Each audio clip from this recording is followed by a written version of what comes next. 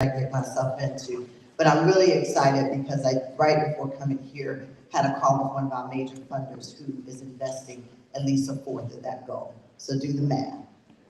And so that's a really great way to take my. So, but I don't do that without a village. And so let's jump in. So that's me. This is what we're going to cover, fundraising opportunities. What is your role as a board member, which is really key.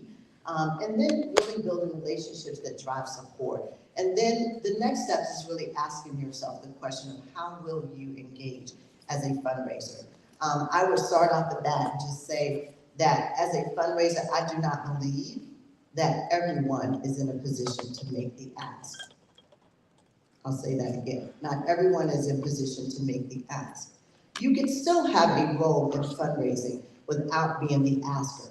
You can be the connector. You can be the person who made the introduction. You could be the cultivator. But you don't have to see yourself as, oh, this is a task and I have to make the ask, right? Sometimes you want that person to make the ask, and it's about relationships and who has the strongest relationship to be able to make that ask versus position, title, or role, just because you are in a role that you need to be the person to make the ask. Sometimes you may not be the right person to make the ask, right? And so again, I just want to say that at the onset. So I want to talk a little bit just about given trends, only because it's important for you to understand where the money is. A lot of times we think that, oh, let's go to corporations and foundations because they have the big dollars and the big, pockets of money. But that's not always the case. So when you're thinking about fundraising and whatever your revenue goals are, it should be aligned with where the money, as they say, where the money resides, where the money resides, right? So I want to start out with that. And I give this to you only just as a reference of where.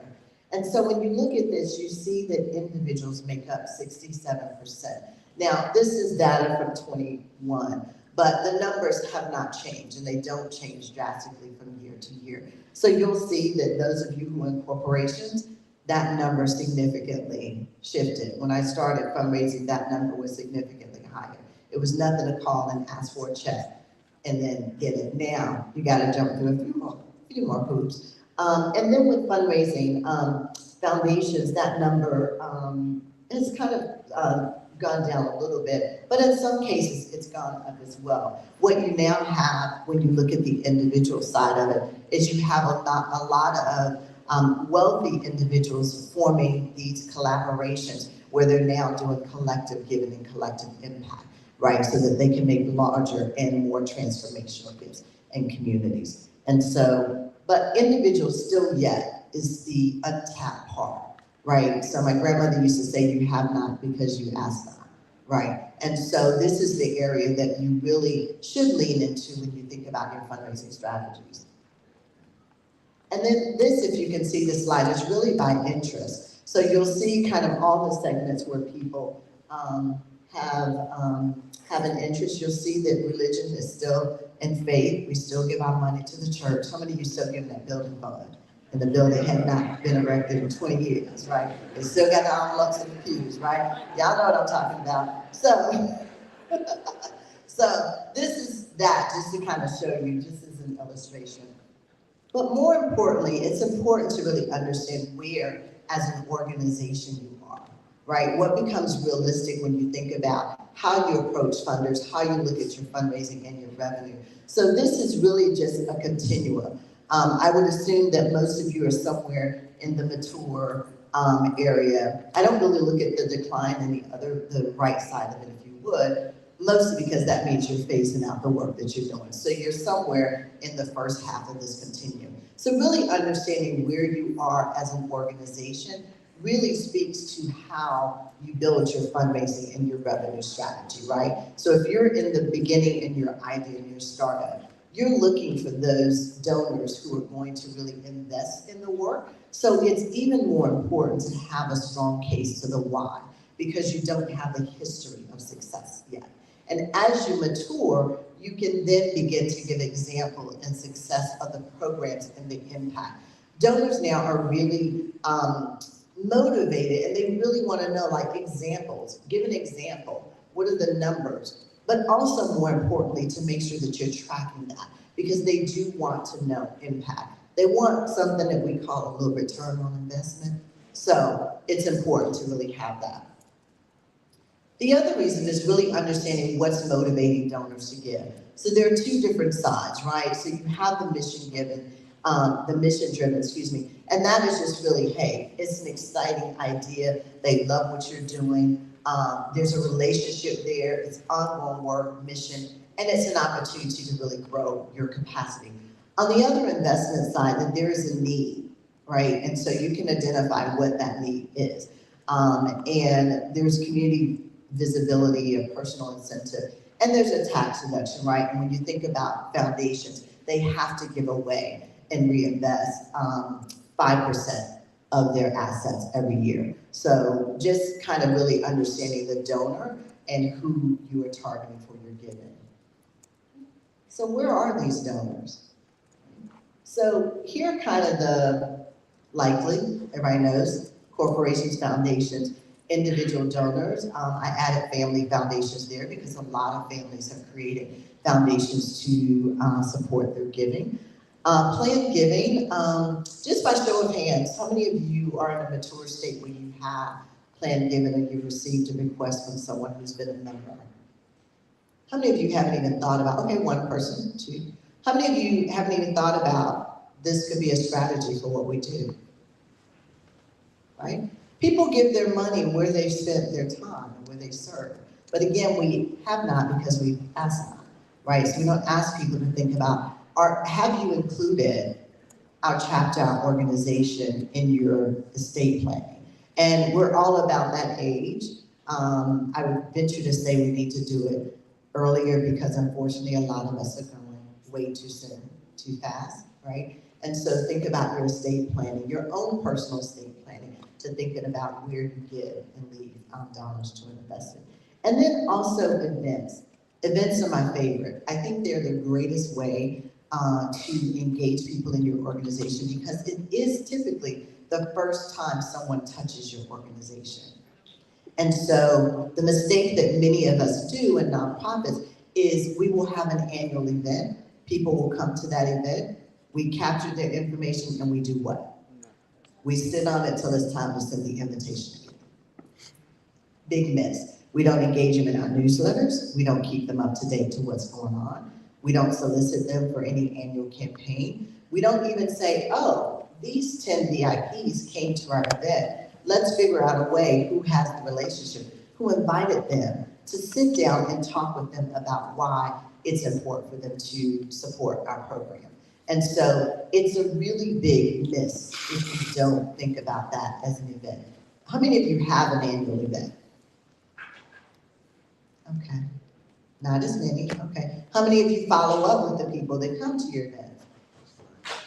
Okay, good, quite a few, okay. The other thing too about events that I always caution people on is to make sure that you're having the right event to target who you want in the room.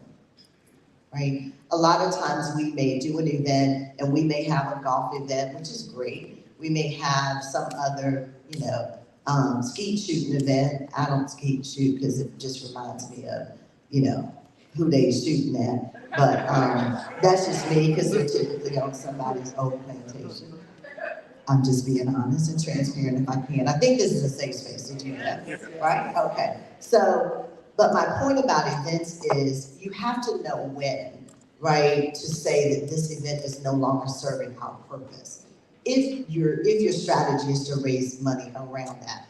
For example, I typically say, until your event raises 3 times what it costs you to put on the event, it is a PR event, right? And that's just me. Nobody wrote this formula. I made this up in my head about 20 years ago, and I've been saying it ever since. So, but think about that. The first 3 years, you have to give yourself enough time to build that event, right? You don't want to lose money. If you break even, that's fine. But you want to be able to build the event because part of that is you are building the awareness of who you are and the impact in the community. So it's okay to build it, but if you're 10 years into an event and you're still breaking even, or now you're going into the red, that's a different conversation. And so you have to be realistic. It may not be that events are not what you need to do. It's just not the right strategy. Or it's the wrong event if you're trying to attract the right people in the room. So to think about that as well. So a couple of things I like to share with people in terms of maximizing fundraising. So you want to make sure you think outside of the box and you're tracking the new strategies as employed. You want to make sure that whatever new you're trying, that it is working for what you want it to work for. And you're also just thinking about creative ways for people to give. One of the things that a lot of people don't do, and this is a real easy miss. How many of you have websites where there's a donate button on it? Okay. How many of you have on that donate button, it's a reoccurring option? Okay. Very few. Missed opportunity. How many of you have a subscription to something that you paying for every month and you forget that you paid for it? And you're like, oh, I have Hulu, I have, all these streaming services. My point with this is, on the donate button, if you do not have that option to reoccur, most people do what we just said. You did it, you forget it, and you just automate it, right? So you're missing an opportunity for someone to continuously give to you on an ongoing monthly basis, right? So, I used to run a program called the Posse Foundation, and I would tell the students after they graduated, I need you to give me a $1,000 donation. Ms. Zena, we don't have $1,000. Oh, yes, you did, because I see you social media. If you stop doing this, this, and this, you have $83.33 a month to give back. So what have I just done? Made that giving possible to them where they can see it. They don't have $1,000 in the bank, but they got 100.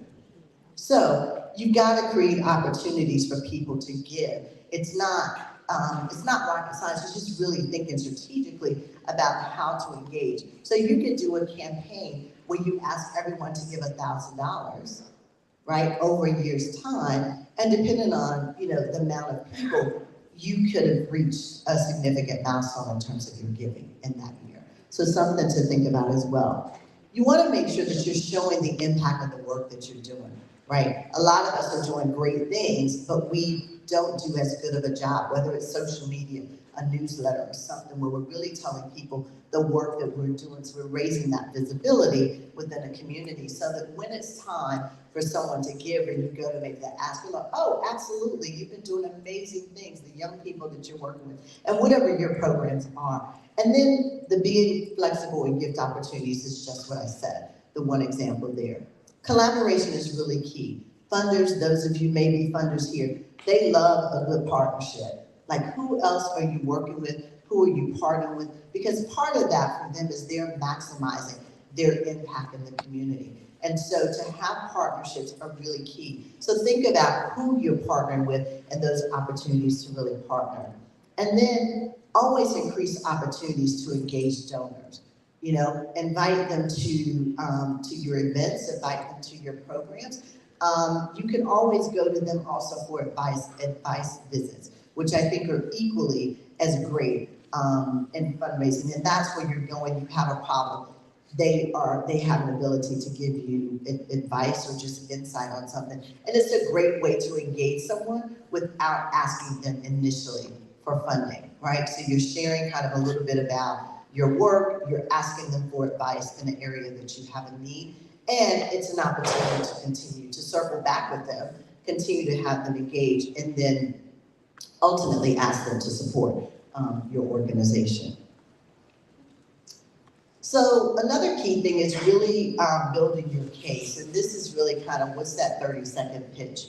How are you really talking about your organization in a very succinct way where it doesn't take you an hour to tell people what's the impact, what you do, how you do it, and what's the impact. I like to say, what's the so what of what you do? So if what you do, your organization, the programs that you do, that you are executing, were not in that community or area of focus, what would be the impact if you didn't do it? So what becomes the so what of what you do? So really understand your mission, impact, and the why.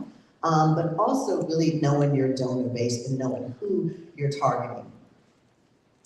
A couple of I won't read all of these, but these are just some of the things that you think about when you think about fundraising. So definitely making sure you have compelling needs, you have a strong case, you have a realistic goal. I was meeting with someone before, probably about a year ago, on a youth education program, and they were like, we need to raise $1 million. I'm like, $1 million for what? They couldn't understand why their prospective donor was asking them to really outline, that's a significant investment, right? And so you need to be able to show, like, what will the $1 million support and why, right? Previous fundraising success, making sure that you have effective leadership, a realistic timetable, and you've got to have people who are trained and volunteer support as well. So, and I'm also going to list something here, a full and early commitment for the board. So one of the things that funders are really looking at and really want is, what is your board's commitment? And you always want to be in a position where you say, 100% of my board gives, right? It doesn't matter at what level. I will tell my board, I don't care if you give me $1. The truth of it is I can say with confidence that 100% of my board gives. Now, if you ask me how much are they giving, then that's a whole different conversation, right? But I tell people to give to the capacity that it either is comfortable or it's a stretch for you. But as board members, you can't really go out and ask someone else to invest in your home or your organization if you have not yet written that check. Doesn't matter how much it is, but you want to be able to say that you have 100% commitment. And funders are asking that question. So, teamwork makes the dream work. We've all heard this before. Before I go further. Any questions so far? Working through this? Okay. Oh, cool. All right. So here are some of the solicitation campaigns and strategies. Some of you already have this. How many of you are doing a membership campaign annually? Okay, I'm not sure that that's how it works here, but if you are, how many of you add an opportunity for people to do membership and make a donation? Right? If you already have their attention, why not ask for an additional gift at that time, right? So another opportunity, again, to raise money, not only getting your membership and membership renewal, but you're also asking them at that point to commit into the organization. And then there are the others as well. So the peer-to-peer crowd fundraising, I'll talk a little bit more about that. And I talked about the online.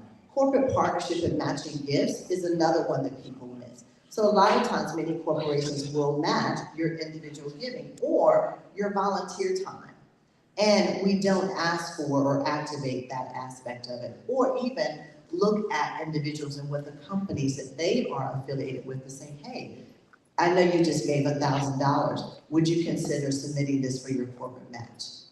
Opportunity to double that impact of that gift.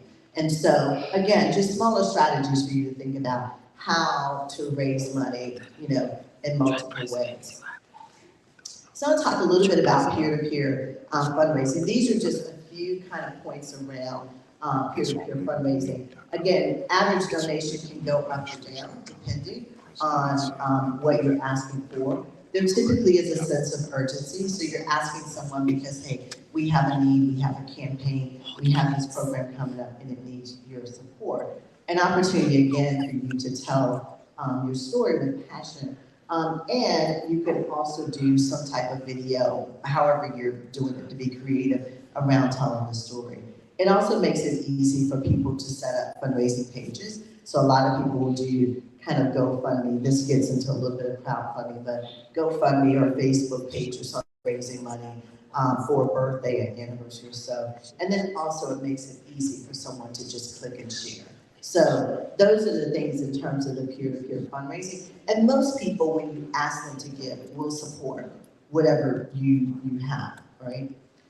And then the crowd funding. So this accounts for about 1/3 of all donations that come from individuals. Really, again, targeting a specific audience. And the range of gifts in this crowdfunding can really range from $5 to $1,000 and or more. And you want to run it for a shorter period of time. And you could look at some of the demographics of who gives and how people do this and mobile devices. If I could just look at it, click it, do it while I'm doing something else, then it's an easy way to engage donors. So a couple of things around just strategy. So thinking about mitigating the impact. And part of this is really because there's so many more nonprofits now, so many more organizations that are trying to raise money. But again, I go back to telling your story and really having a compelling story to really be sure about kind of what your the status of your organization is, right? To not elevate or amplify that if it's not what it is, particularly when you're talking to a donor, because they will ultimately know. So if you're running in the red and you're barely making it, you don't want to say, oh, it's great, we're good, we just need a couple of more, just to get us through payroll or whatever, the next thing is support the program. So you want to make sure that you really assess the organization and you're really being transparent about your fundraising, your revenues, having a contingency plan, making that compelling need, and also doing your continuous fundraising. And you want to make sure that you're continuously being honest with your stakeholders. Think about the 90-10 rule. So 10% of your donor base is going to get 90% of the lion's share of what you need to raise. So focusing on those top donors, and I'm not saying focus on them totally, but making sure that you have a strategy around the top 10% of who's giving to you in terms of whether you're getting them to renew or to continue to increase their giving. And then the secrets of the pyramid. This has nothing to do with Delta, but it is just the secret of the pyramid. When you think about your gift, and if you've heard of a gift pyramid, you think about if you have, say, for example, a goal to raise $10,000. How are you segmenting that to know how many donors you need at, say, 1,000, how many donors you need to give at 500, how many people you need to give at 100. And so that becomes the gift pyramid to get you to the top of that pyramid. So yes, question. I don't have an example of a pyramid, but I wish there was something I could draw. But if you think about a pyramid and you segment it, there are, and I could send this out so you all would have this, but there are kind of apps and really something quick. You could put in what is the dollar amount that you need to raise, and it will automatically formulate at every level what dollar amount you need. So how many people you need to give at 50. So when you're doing your campaign, you can show like how are you progressing against your goal. But again, the pyramid may say if you have to raise 10,000, you need 5 donors to give you 1,000, and then the rest becomes segmented through smaller amounts. Yeah. I will share that post this. Yeah. Question? Good morning. My name is Talaya Gray. I'm with the South Florida chapter. Going back to you have like crowdfunding. A couple of my members have come up to me about Be Generous. This organization, or they do nonprofit fundraising. It's like a donate now, pay later. Do you have any thoughts, or have you heard of any like not to do it? Because I don't want to jump into something and then we're in the hole because we have to find that rest of that money that's coming. Yeah, my first take on that is if you could do it yourself, then why engage a third party in doing it? So that's one. The second part of that is when you engage a third party, you're not getting 100% of that gift, right? Because they are going to take their fees from whatever they raise. And then third, I would just say if you decide to go that route, to really make sure it's the right partnership and that you're getting your money on an ongoing basis and it's not a contingency that you have to raise X amount before they release the funds to you. That's also not a good situation to be in. So that would just be my advice on that, to just really think about using third-party opportunities, because you could really, if you put a little bit of time in it, you could kind of cut them out and get 100% of those donations coming directly to you. Yeah. And I think most donors prefer that, to be able to get their funds direct to an organization versus a third party. Yeah. Thank you for your questions. So, I Wait, think it's- we have a question back here. oh, I'm sorry, yes. I don't know if it's case sensitive. That one up there, I will change. Thanks for your presentation. I'm Melissa Joy with the Chicago chapter. One of the things we're working on, I lead the entrepreneurship side of the chapter, and we have quite a few partnerships You don't have to. that are largely in kind. And so my team and I are working through a strategy on how do we graduate and qualify those relationships to understand what's the next level in fundraising and that relationship. What perspective would you provide us if we've got partners that are perhaps in kind or they're sponsoring certain activities? How do we graduate them to the next level, and how do we identify what those next levels are? Sure, great question. So a couple of things I would think. One, I would say to make sure that you're evaluating any in-kind support. So letting them know that, hey, you know, by giving us this in-kind, you're saving us X amount of dollars. So really showing them their value of how they've supported your organization, whether it's one time or over a period of time, is really important. And then, you know, once you've established that relationship, to say, hey, you know, in addition to your in-kind, because you don't want to say, hey, your in-kind is good, but we don't need that anymore, what we need is cash, is that on top of that, in addition to what you've given us in-kind, we're now as an organization moved to a place where we need to complement that with financial support or a donation. And then ask, you know, what capacity, if you have a tiered giving, if you have giving circles, that gives them kind of some type of benefit or value add for their financial support. So you're building that relationship and building that partnership, but you know, you're making it where it's comfortable for them, right? So small businesses, sometimes they're able to give larger gifts, sometimes they're not, sometimes it could be a combination. But I would say give them options there. But first and foremost, show them the value of what they've already given you, given by that need of why you need kind of them to consider now just adding in that financial support, if that makes sense. Great question. So again, thinking about who are your prospective donors and how are you segmenting them in terms of how you're engaging them, how you're identifying what gift to ask them. A lot of times we also make the mistake of asking for too little or not asking at all. So we're building those relationships, but we're not asking, nor are we're asking people to give, you know, a lesser amount than they may have the capacity. No one's ever been like, you know, like, oh, I can't believe they asked. Like, if I look like I can give you $1 million, I won't be offended if you ask me to make $1 million. I'll just tell you, I'll write the check, they'll go to the bank, right? You might have to wait that delayed investment. But I think that people are really, you know, if you ask them, they will figure out a way to give. And if you have those creative giving options, then it makes it more easier. It makes it easier for them to consider giving to your organization. What's her name? So I'll just show this. Many of you probably know this kind of demographics. She did say. What's interesting about this is looking at kind of how people give. So, you know, when you're thinking about various demographics, thinking about how they best, you know, give.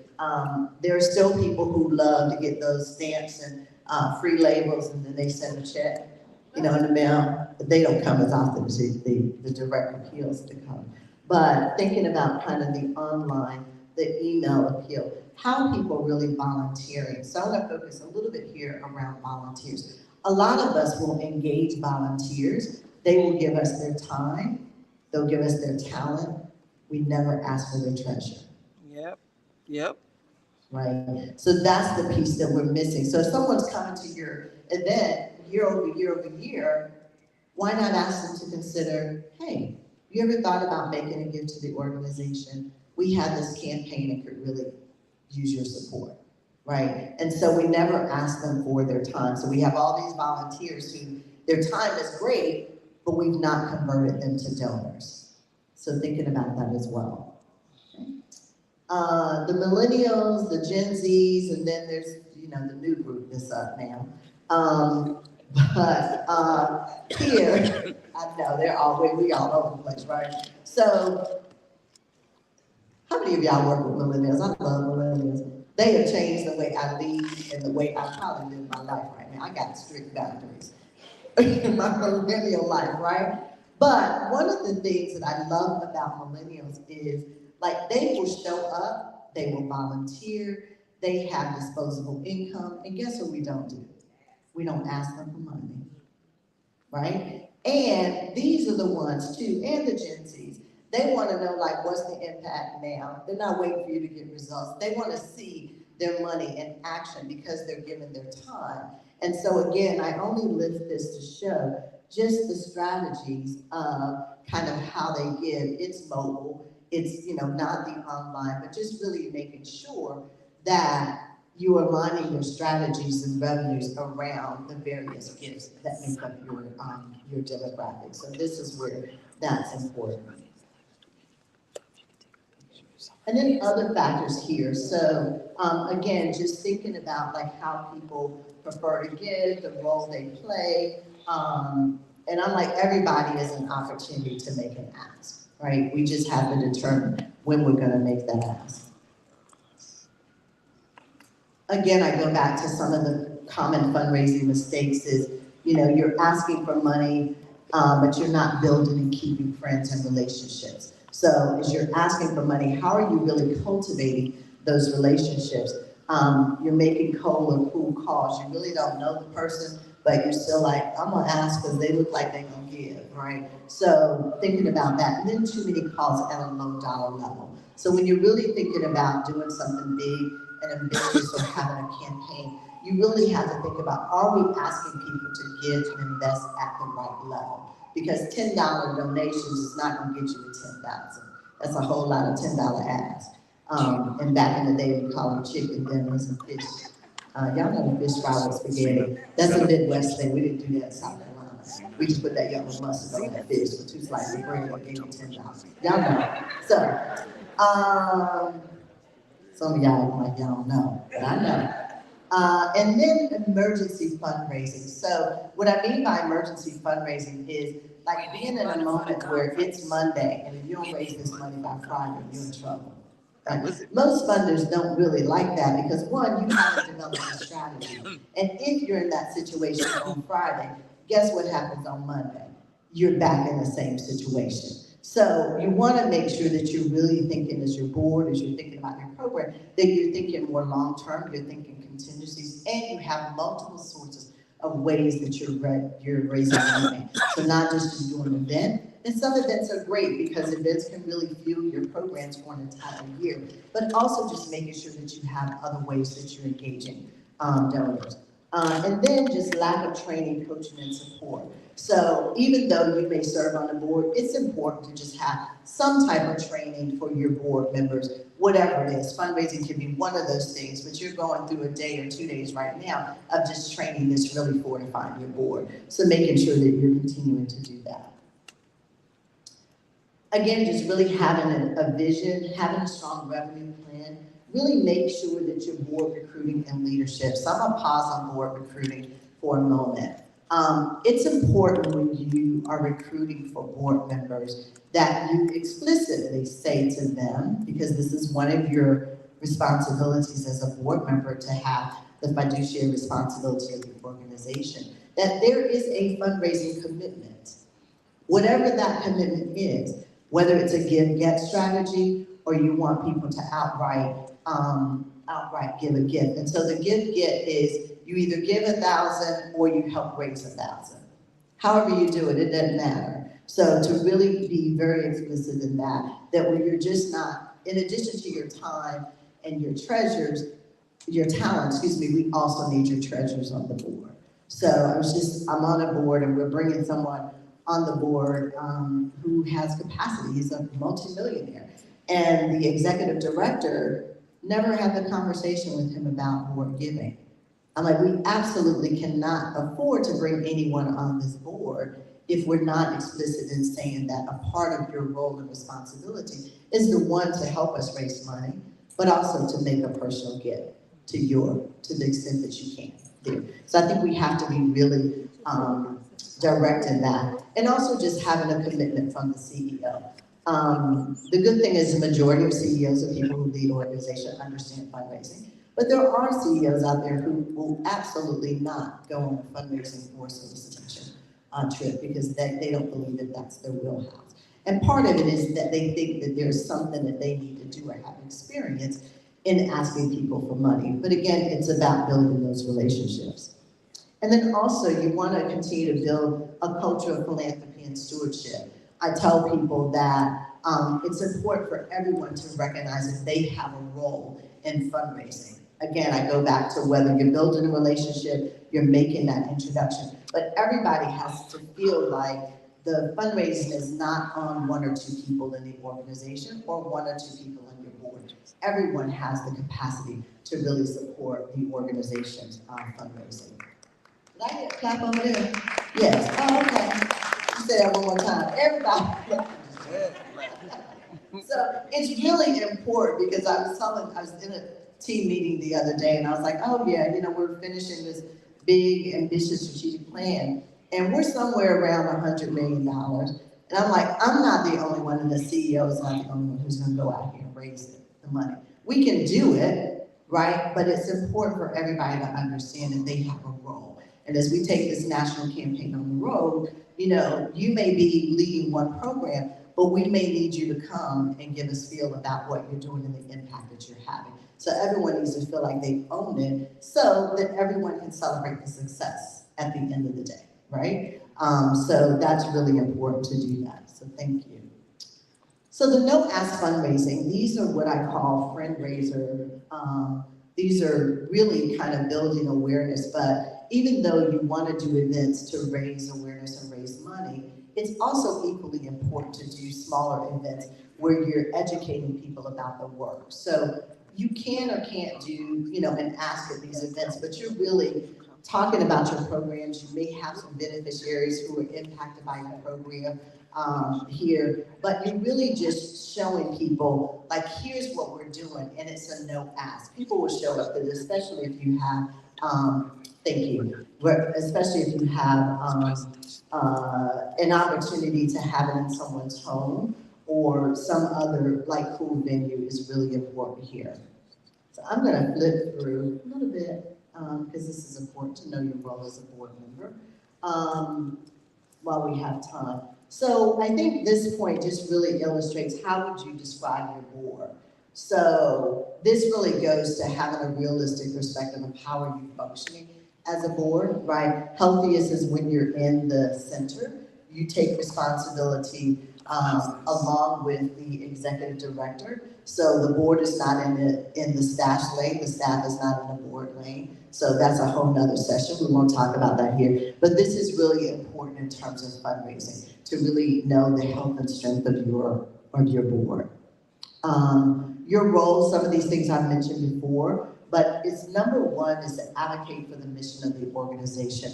I tell board members that when I'm recruiting, particularly for my organization, if someone is on 10 boards, I won't recruit them for my board. Why? Because you're stretched too thin. You don't have the capacity to give me your time, talent, and treasures. More importantly, you don't have time to give me your treasures because now I'm just getting a portion of it. So you want to make sure that your organization is one or two of an organization, right? So that they can really give you your treasures. And then also to serve as a major donor, maintain those relationships and really engage in donor stewardship. It's important, I won't read all of these, but really, the thing here is to really, that I want you to walk away here, is to really track how your board is giving and how are they really impacting in your fundraising overall. And again, I go back to the 3 T's that every board member should know: your time, your talent, and your treasure. And all 3 should exist. Here's a leadership challenge, kind of switching from, you're all in favor of the mission, but who's gonna ask for the money? I like to say this is when people start missing board meetings. My work schedule is really increased, so I'm gonna have to travel with this. I'm not gonna be at the meeting, and I don't know when I'm coming back to the meeting, but send me whatever information I need to read, right? So this is when you start getting people who don't show up when it's time to ask for the money. So my challenge to you is to think about a leadership change. So think about being policy planners and policymakers to really become connectors, cultivators and fundraisers. How are you shifting the way that you are increasing your support of the board? How can you really become comfortable and confident with the donate me? Do that, which is really a key role of your board. Again, these are your personal kind of things that you do there. And some of the 10 most important duties and responsibilities here as a board. Again, what is your role? How are you going to support your organization? You can put prospect in the middle of that donor, you can put your organization, but how will you engage? Are you gonna be the connector, the engager, the cultivator, or the asker in this? And so that wraps up. I usually do this in 2 hours, the longer with more interaction, but you got the gist of what this is. It was my pleasure being here. I think we have time for additional questions. Okay. I think there's 10 minutes for questions. So any other questions? Oh, okay. I'm not sure I understand either, so. Big brother's always listening. Yes.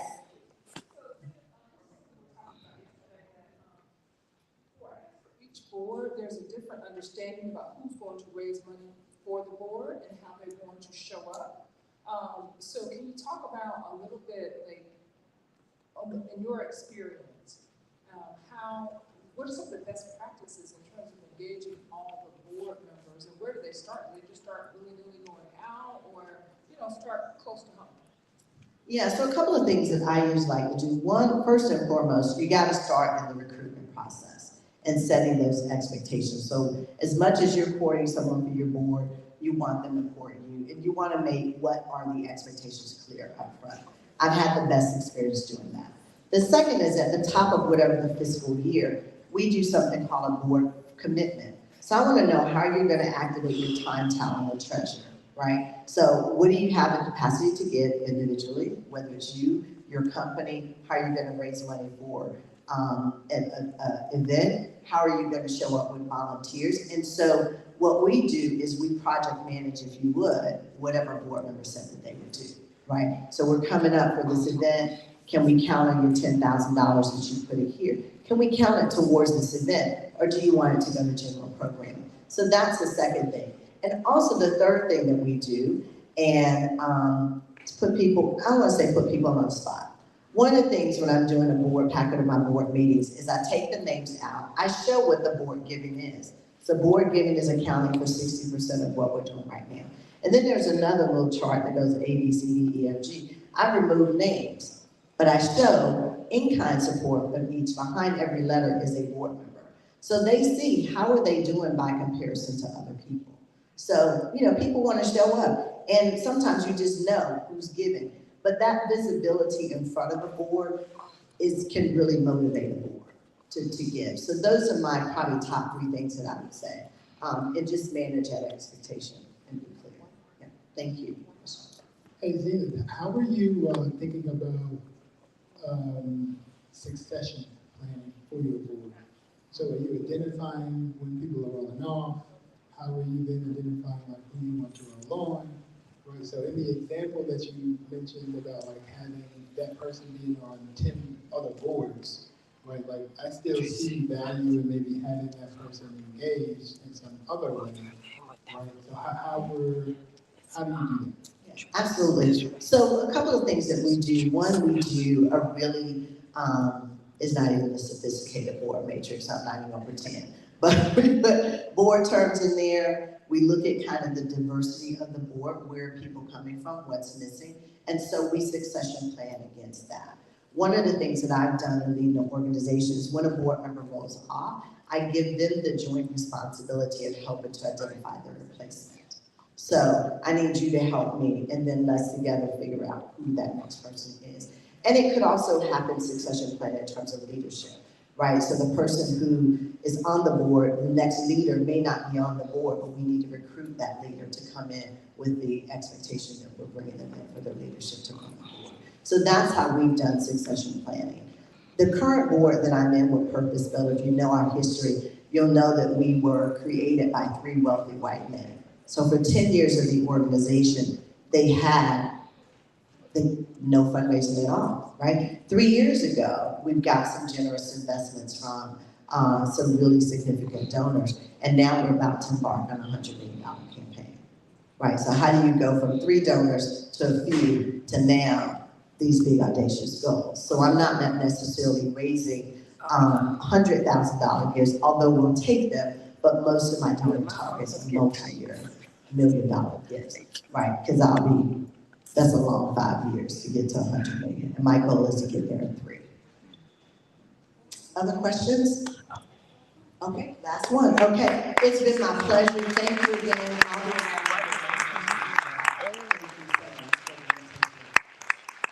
Thank you, Jada Houston. We want to say thank you again, clap hands. So we're going to quickly transition to lunch. We have a spread out on the area for you all. And quickly grab your food and come back. We have Mikkel Slater here from Comcast, SVP of HR, up next.